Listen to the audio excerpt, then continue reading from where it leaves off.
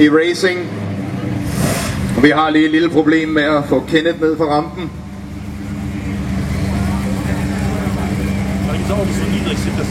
Men må ikke det lykkes.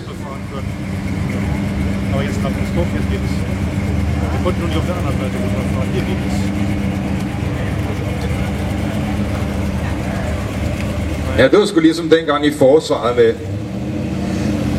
Jeg kan ikke huske det. Men nu er den ved at være der, tror jeg. Sådan. Nej, det trækker fra, at man ikke kan komme ned igen. Men vi ses om lidt. Men som sagt, vi har lige fået besøg af Søren Madsen fra Motor Auto.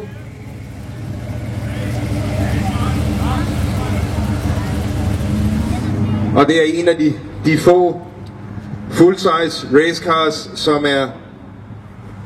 som er inde på pladsen. Det er oprindeligt en 1996 Dodge Avenger, og den er jo sat op